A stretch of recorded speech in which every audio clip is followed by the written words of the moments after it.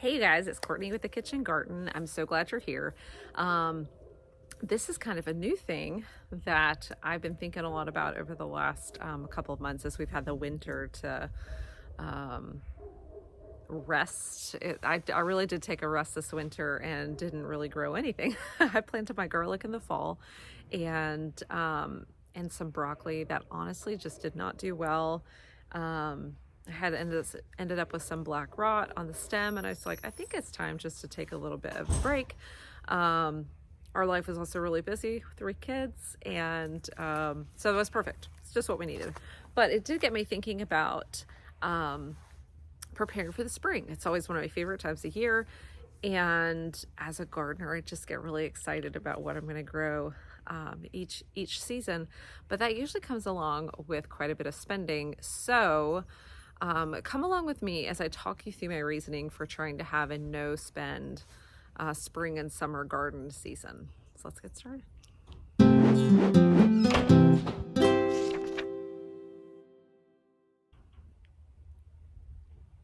Okay, so my thoughts behind having a no spend season is I just happened to notice laying around all of the things that I have ordered over the last few years that either I haven't used or I've used once, and I just have a lot of extra supplies. And I tend to always buy new stuff though in the spring. That's new seeds, new starting mix, new trays, just because it seems easier, right? When in reality, it's probably not. So something that I wanted to ask myself was, is it all really necessary? Could I use what I have and be a better steward of what I already have and save some money in the process, and really kind of take away the stigma that gardening is an expensive hobby? You spend $25 on a 50-cent tomato or something like that, I think is what I see going around on the internet all the time. So I think I can do it. I inventoried my seeds. I had ordered some seeds in the late fall when MI Gardener was having their great sale. Highly recommend that.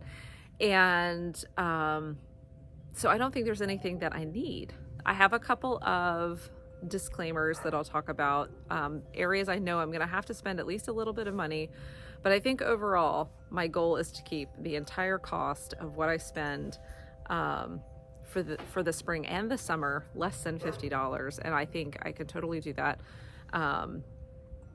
I'll tell you what those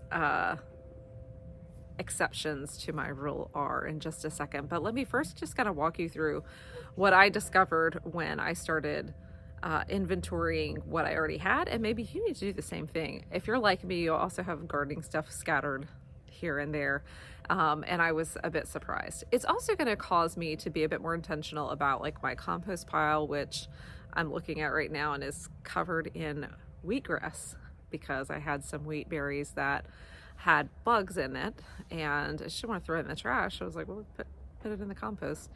And then I didn't turn my compost like I should have, and now I have a nice, I'll show it to you, nice wheatgrass display going on there. I guess I could cut it and use it, but yeah, so that's fun. So it'll cause me to be more intentional about things like composting and taking better care of my crops, making sure that they're being watered and harvested on time. I think that this is going to be a good lesson for me in just being a good steward of what I already have, and probably being a little bit more inventive with things that I think that I need. So let's take a peek at the stuff that I found when I examined my garden stashes. Here we go.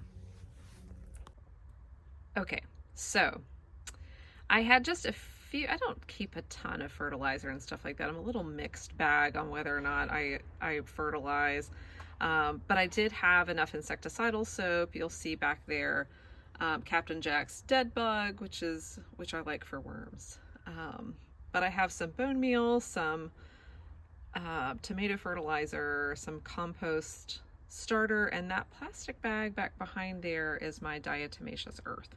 So I think I had enough to go with, and if I don't, well, I'm just gonna have to get my compost up and running. So here's a little bit of the supplies I already have on hand. Okay, in my potting bench, I have 2 bins that slide up underneath. Love it. It's one of my favorite features. They do get a little dirty on the top, but you know, we're outside.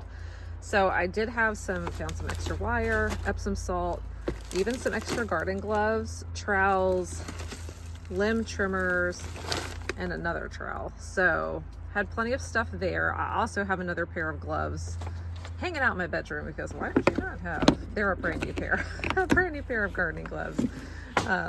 Here are some that I probably need to do away with. So these are my favorite though. I don't know where the other one is because this is the story of my life out here. Okay, so we got plenty of garden gloves to get me through the season. I should probably wash them and take better care of them. I'm always afraid a lizard's gonna pop out of here, y'all. Hold on. So let's open this one.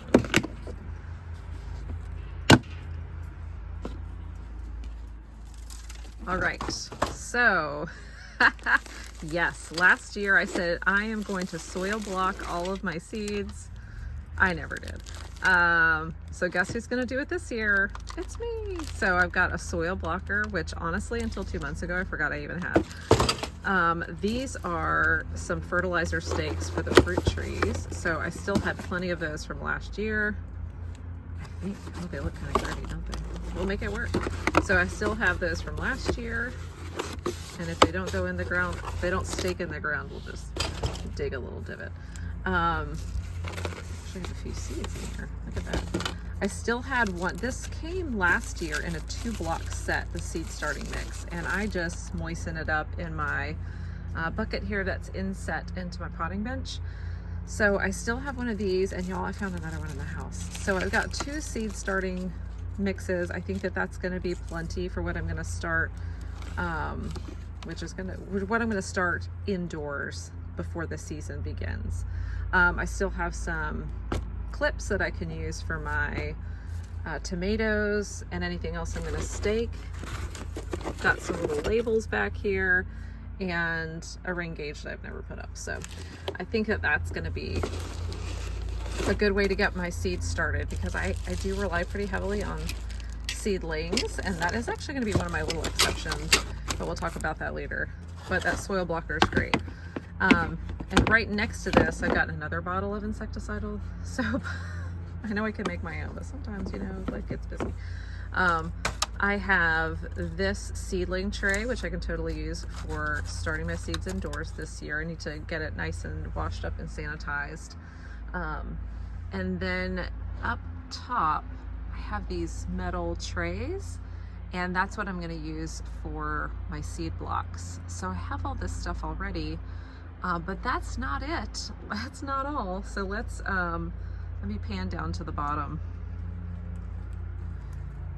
Here I've got some vermiculite that I can certainly add to any of my garden beds that need it, as well as some extra pots and things like that. Pots is something I usually don't spend a lot of money on because there's so many just laying around. Honestly, some people just put them at the side of the road in my neighborhood and I can go pick them up. And then of course my watering can. I still have plenty of stakes for staking up tomatoes and other tall vegetables, so I think I'm good there. And then I still have my lovely trellis. So let's go look at a different spot and see what other things I've got going on. Okay, so no judgment, we're in my garage laundry room.